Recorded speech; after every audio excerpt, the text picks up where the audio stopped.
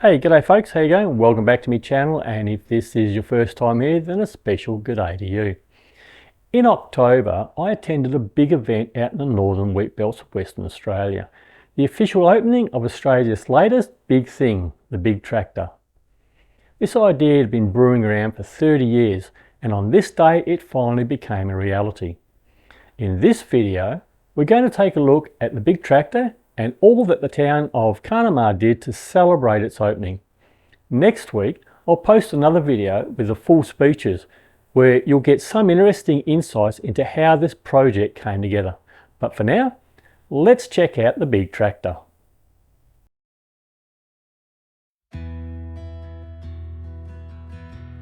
Out in the northern wheatbelt of Western Australia, something big, really big is happening. This patch of dirt, it's about to go down in history. Sure, anyone can throw up a big crocodile. The big boot? Just keep walking. A giant banana? Please, it'll just slip on by.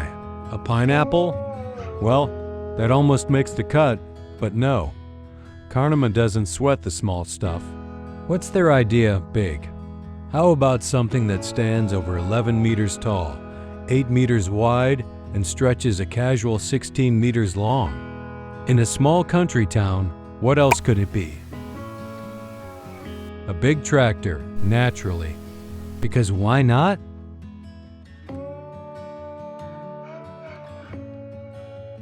I'm out here at the official opening of the new big thing in Australia. I was lucky enough to be able to have a quick word with John Pielvanini, who is the state president of TrackMac. My first question had to be how they came up with the idea of a big tractor. The founder of TrackMac, Mr. Bob Lukens, who's here with us today, he founded TrackMac 40 years ago, and some years in thought to put TrackMac on the map that we needed some large icon. And of course, the honour of this giant monument goes to none other than the Chamberlain tractor. This was the first tractor ever produced in Welshpool, Western Australia. The Chamberlain tractor holds a special place in West Australia's history as the first tractor to be produced in Welshpool. Given its iconic status, it makes perfect sense that the big tractor would be modelled after this pioneering machine. Chamberlain tractors were known for their robustness and reliability, particularly in Australia's challenging landscapes. By capturing the essence of this legendary tractor, the big tractor stands as a fitting tribute to West Australians' agricultural history and Chamberlain's lasting legacy in the field. You don't just throw something like this together on a whim. This kind of oversized homage takes some serious cash. So naturally, I asked John where the funding came from. It's sad to say, but I think half a dozen or more government grants were all knocked back. We did get a substantial grant from the local shire, but from state and federal, when they could see it was real, we got $10,000 out of. You did ask what the total cost was. It was this complex is going to be $700,000, right? By the time it's finished, yeah. And it was raised by generous commercial sponsors, members. Some sponsors put in 100 grand. Oh wow. The idea for this giant tractor has actually been kicking around for nearly 30 years. Originally it was destined for the Naranggarup Shire, but when that fell through, Carnamah jumped on board and decided to take the project on, and was very helpful in getting the project moving forward. Construction finally kicked off in 2023, thanks to Diab Engineering from Geraldton. Normally they're busy with mining fabrication, but they rose to the challenge to bring this massive icon to life. This monster of a tractor took roughly a year to build. Progress would slow down whenever mining work would take priority, but Diab Engineering kept at it until this massive project was completed. When it came time for the big install, it took several truckloads just to transport all the parts to the site. Amazingly, the entire setup took only about 3.5 days to complete. Pretty mind-blowing for a project of this size. Right next to the big tractor sits a perfectly restored model of the original Chamberlain tractor it was modelled after, a tribute in miniature besides its towering counterpart.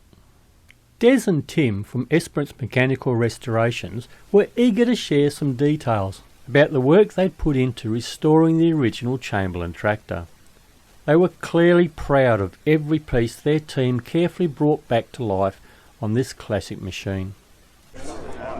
The tractor was donated by the Starcevich family from Savin Gums to EMRG, and Des was our coordinator for the restoration of the tractor, and the EMRG team restored the tractor. Yeah, it took us a period of at least 9 months. We had to source a lot of parts.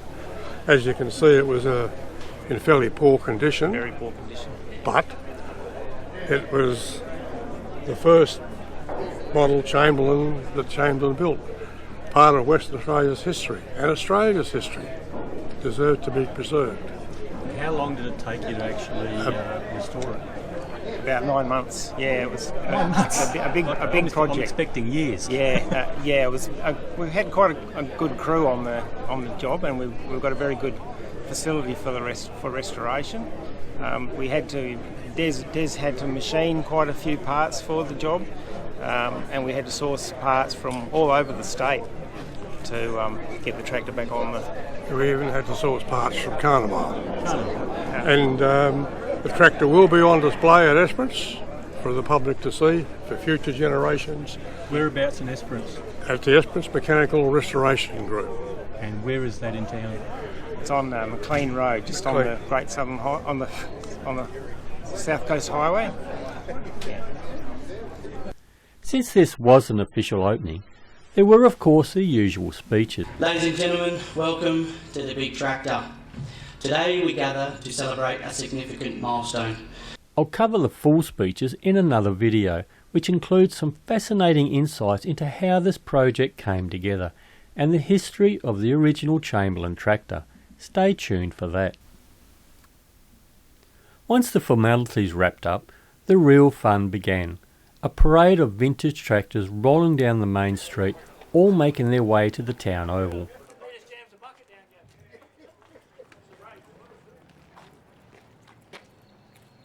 There the celebrations kicked off in full swing, with an afternoon and evening of Carnival festivities for everyone to enjoy. In the 1980s, John Deere took a controlling interest in Chamberlain tractors, and by 1986 the Chamberlain factory closed its doors for the last time, marking the end of an era for this iconic Australian brand.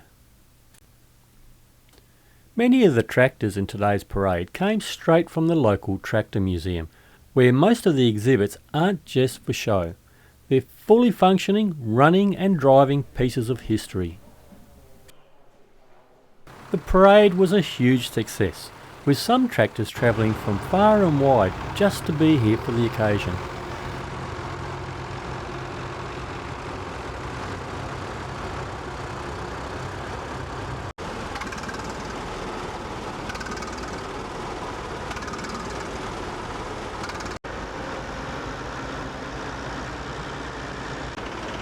It was a true celebration, drawing in enthusiasts from across the region. Carnamah is just a 3-hour drive north of Perth, about the same distance as a trip down to Margaret River. So if you're looking for a unique day trip, why not head up to Carnamah, take in some local history and snap a photo of the big tractor. It's an amazing adventure worth the drive. Let's leave the last word to John, who I think summed up exactly what everybody was thinking. What do they call it? The wow factor. And that's certainly everyone that I've spoken to, wow. You know, because no one ever imagined, including myself, I've seen many photos with contrast against a car or a person, but when I pulled up there last night, I thought I was just dumbfounded. The photography didn't do justice to what it really was. Yeah.